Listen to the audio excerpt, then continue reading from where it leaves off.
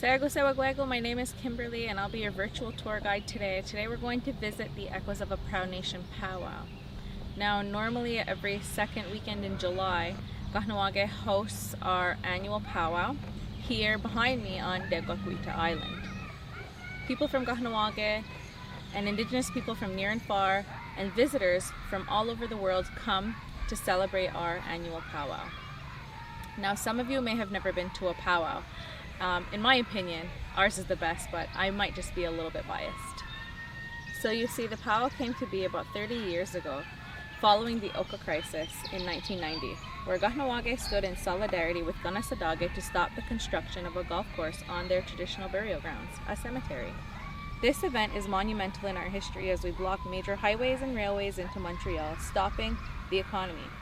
Actually, many people I've spoken to recently have referred to how our community felt during the COVID-19 lockdown was similar to the blockade. This was a time where our people came together. Essential resources were limited, therefore many people had to learn to cook, spread meals out between multiple families. There was a food bank with rations for families to pick up, and people were not able to or feared to leave the community. Native people had to come together for a common purpose, and when the blockade ended in August 1990, there were a group of individuals who decided that a powwow would be a nice and a good way to commemorate this event and to move forward in peace and harmony. So the powwow was created to clear the air and start a fresh way of living. The powwow sparks all types of feelings and memories. For some of the committee members, it's a renewal of spirits through the beat of the drum. They feel that it is a well-organized event that has safely brought us to these 30 years by having the powwow and our large cultural event. It is a beautiful atmosphere on an island where native foods and wares are sold. Most importantly, the peace and joy that people feel here on our island. The dancing and singing are so important for our people. During the powwow, you can hear the drums a mile away, and some say they can hear it for 2 to 3 days after. Now let's get into the different dances and their backgrounds. There are powwow dances and Haudenosaunee dances. Each dance is dependent on different drum beats, different chants, and specific foot movements that each individual dancer can interpret to their own style. The dances tell stories of nature and the elements, while always giving thanks to the Creator for the bounty He has given. Social dances, such as the round dance, rabbit dance, old moccasin dance, fish dance, are for the enjoyment of all people. During our powwow, if you come to visit on the first night, the Friday night social is where you can see, participate, and listen to these songs and dances. Ceremonial dances, such as the maple, strawberry, bean, sun, and moon dances, to name a few, are kept for the longhouse. These dances are not for the public, as they are sacred. In ceremonial dance, there are words that are sung, unlike social dances that involve only chants. Every song has an introduction, then the beat changes and the dancing starts. Everywhere you go, a song will be slightly different depending on where you are and who that person singing learned from. One of the most popular social dances is the smoke dance, a traditional Haudenosaunee dance. The smoke dance is a derivation of the war dance and was originally only danced by men. It was a fast dance that was designed to exhibit the men's skill and stamina. In later years, the women devised their own unique style of the dance. Several stories have also evolved around the naming of the smoke dance. In one story, the dancer's fast spinning in small circles is believed to emulate the curling of smoke. Another story revolves around Haudenosaunee longhouses. Longhouses were the traditional dwellings that our people lived in before we changed to single-family dwellings. In the longhouse, smoke would sometimes linger. To help the smoke dissipate, the dancers would try to chase the wafts of smoke through the hole in the ceiling by swiftly dancing in circles in an attempt to push the smoke up out of the house. Some singers speed up the tempo of the old war dance songs to see if the dancers could keep up. During smoke dance contests, both the faster and the older, slower war dance songs are sung for the men's contests, while the women dance to faster songs only. Sometimes you'll see the women's dance performed. Characteristics to look for would be the fish-style movements of the dance, a song sung by a solo singer using only a water drum, or a skin hand drum to give the beat a deeper sound. Men are said to dance with an amount of arrogance and pride, while women dance a more graceful style. At our powwow, you'll get to see the smoke dance special, which is done by teams up to 4 dancers, and they have to synchronize their dancing to the song. This has become one of my personal favorite events. The creativity and talent are really shown during this competition. The fancy dance is usually performed by young men and was originated around the 1950s to attract powwow visitors.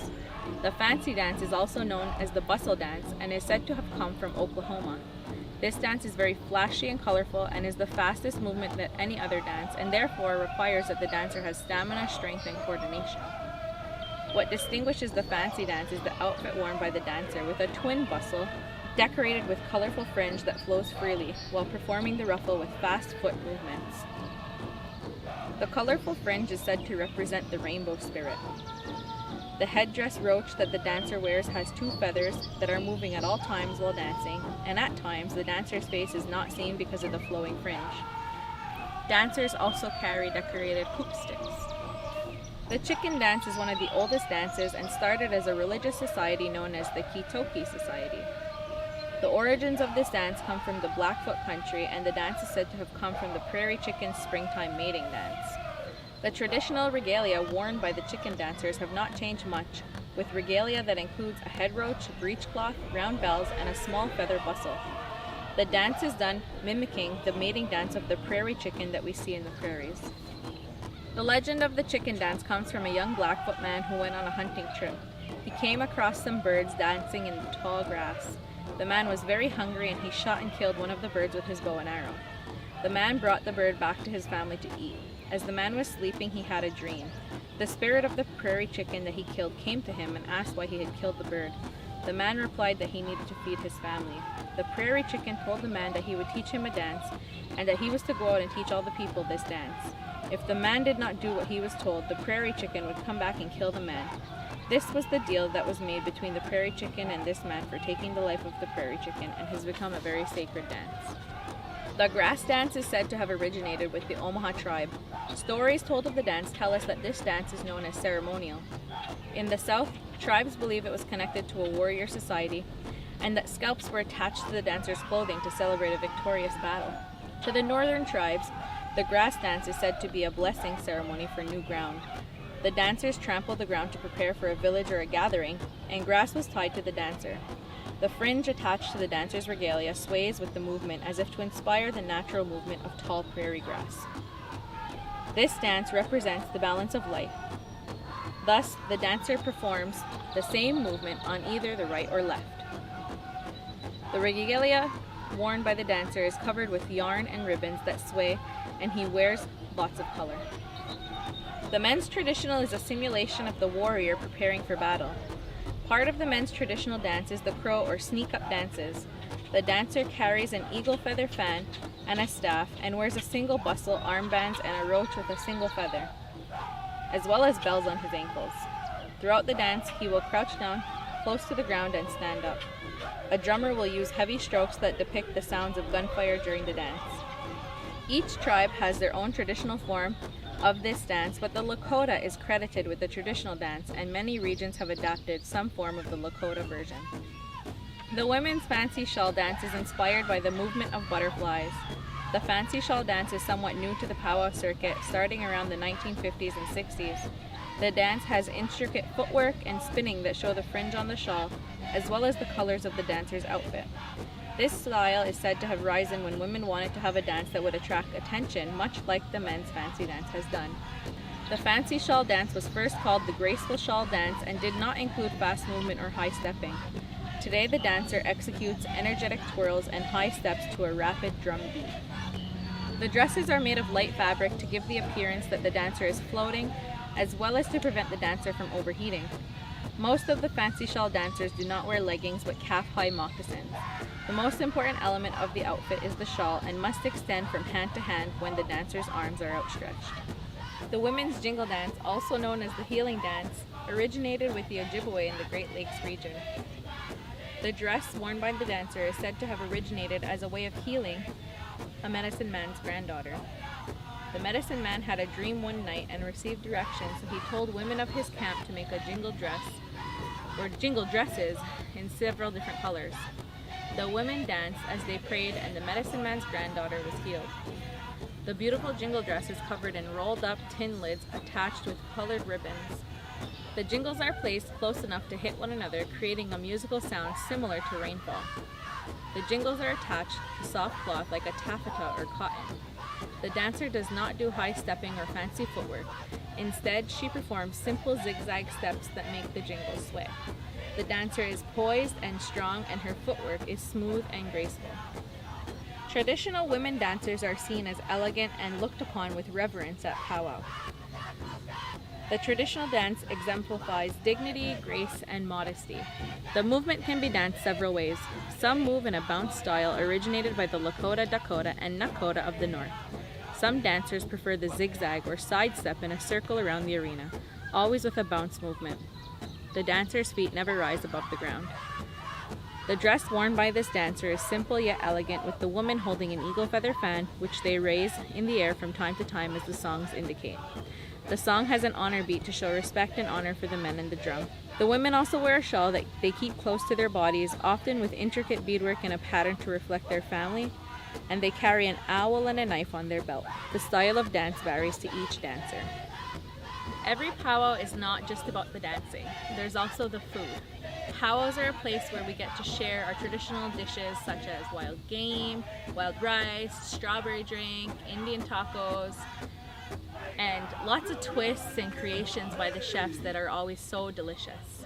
Here in Kahnawake, we always look forward to our visiting vendors selling walleye fish nuggets, or local fishermen and hunters who set up their kiosks with sturgeon, pike, walleye, deer, moose, bison, all in forms of burgers, hot dogs, full meal plates. One of my favorites is the cornbread steak and sausage breakfast served Sunday morning, or a piece of fry bread with jam and powdered sugar. Oh, and I can't forget the wild rice dish that they make with sweet summer salad taste. Don't be fooled. Not everything is traditional, but it sure is scrumptious. Now, of course, there are the traditional art and craft vendors. Our powwow hosts hundreds of vendors each year with items handmade by the artists who you can meet right there in person. How cool is that? Locally here from Kahnawake, we have people who showcase their talents in basket making, beadwork, jewelry, woodworking, painting, clothing, body care items, and so much more. We have vendors who come from all over Indian country with their unique talents and items. The powwow brings in different nationalities to join us in our native dance and foods.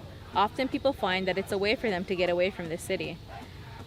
There are committee members who've been helping coordinate since the first year, and year after year, new people join in for the fun. Each year we see the powwow growing, more people coming, more vendors, and more memories being made. It brings our families together, whether a dancer, vendor, or spectator. Even though we live in the same town here in Kahnawake, sometimes you only see people at the powwow each year. It's a time to catch up, have good food, enjoy the entertainment, and we hope that all of you watching at home today are able to come and join us the next time. Nyawako Hezewagwego Dano Ona.